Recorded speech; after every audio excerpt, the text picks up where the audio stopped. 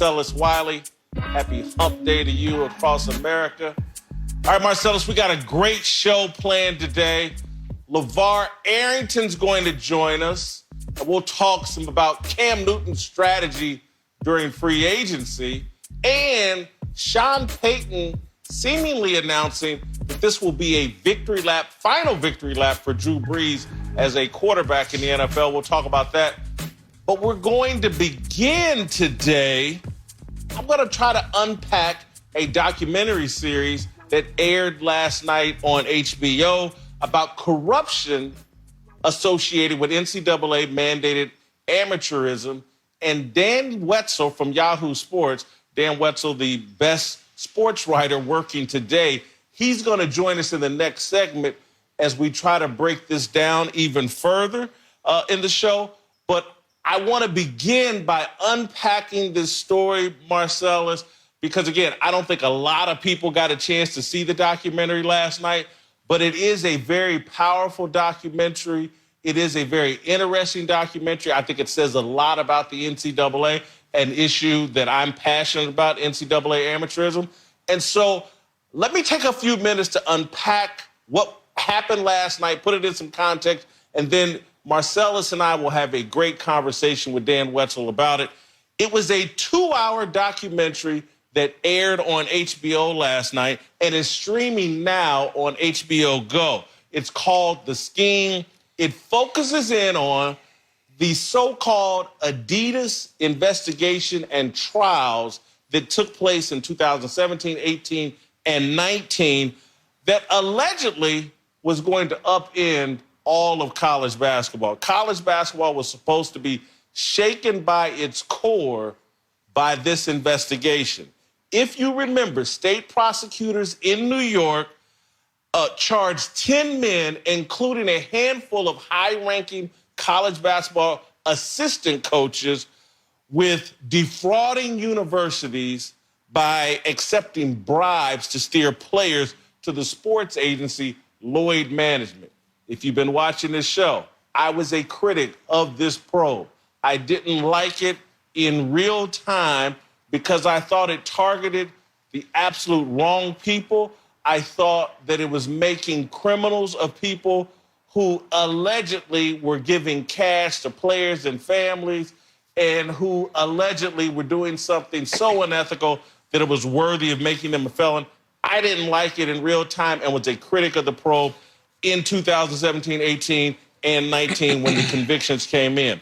The government's case was built on a sting operation the FBI executed on a 20-something up-and-coming agent by the name of Christian Dawkins. Dawkins had built relationships with a wide range of college coaches, including most prominently Arizona's Sean Miller, Louisville's Rick Pitino, LSU's Will Wade. They took the brunt of the criticism and were thrown in the headlines during this investigation. The FBI probe was supposed to change the face of college basketball. What it wound up doing is turning a handful of mostly black assistant basketball coaches into felons and ruining their lives. I want you guys to look at these picture collages we're showing you right now. That's who got convicted of felonies for allegedly accepting bribes during this college basketball thing. And again, I want you not just on the black assistants, and that is what bothered me and triggered me, but also there's a white guy photo shown in these photos named Jim Gatto. He worked for Adidas. I said in real time when this was going on, Jim Gatto was thrown in and targeted to cover up the fact that they were actually targeting a bunch of black assistant coaches and they didn't want to look racist, so they threw Jim Gatto in from Adidas and put a felony on him. This whole thing was preposterous from the very beginning. The Scheme documentary intentionally exposes the fraudulence of the government's case in NCAA amateurism and unintentionally exposes the naivety and stupidity of Christian Dawkins. The Scheme is told from Dawkins' point of view. It features Dawkins, his mama, his daddy, his lawyer, Steve Haney, and Yahoo's Dan Wetzel. The Scheme should be called, in my view, AGE, age, ambition, greed, and ego. Those three qualities, ambition, greed, and ego, in my view, explain Christian Dawkins. The doc ended with Christian Dawkins' mom reading a letter her son wrote as a teenager comparing himself to Gandhi, Martin Luther King Jr., Steve Jobs, Jay-Z, and a bunch of other people. Take a listen for yourself. It starts off, I'm great. I have a special gift from God. He's so crazy. I know this to be factual information. It is rare for someone to be as advanced as me at my age. I have a gift that truly great ones have. I am in a class of people like Gandhi, Barack Obama, Jay-Z, Martin Luther King, Tiger Woods, Dick Clark, Michael Jackson, Steve Jobs, Bill Gates, etc. Revolutionary people in their fields. I'm going to chase my dreams 24/7 every day. Throughout the documentary, Dawkins kept referring to others as idiots. But it was Dawkins whose first attempt to become an agent ended with him getting in trouble for misusing a player's credit card for $50,000 worth of Uber rides. That was on Dawkins. His next attempt to become an agent ended with the Adidas trial. Trying to start a sports agency, Christian Dawkins ran afoul of the law twice before the age of 25. That's quite impressive, especially when you consider the Adidas trial and the FBI investigation were set off when another man, Marty Belzer, was looking for a useful idiot to get him out of trouble for stealing a bunch of money from a bunch of innocent victims. Blazer identified Dawkins as the useful idiot who could set him free.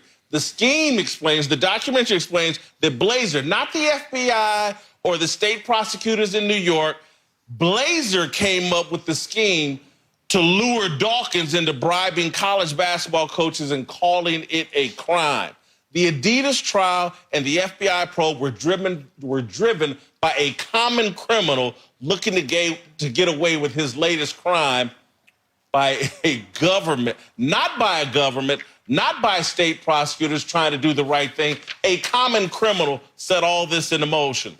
No one dislikes the NCAA and its amateurism fraud more than I do. But to me, Christian Dawkins was given a record company deal and this one-sided documentary that's supposed to enhance his image as a payoff for refusing to take a plea agreement and refusing to snitch on big-name college coaches.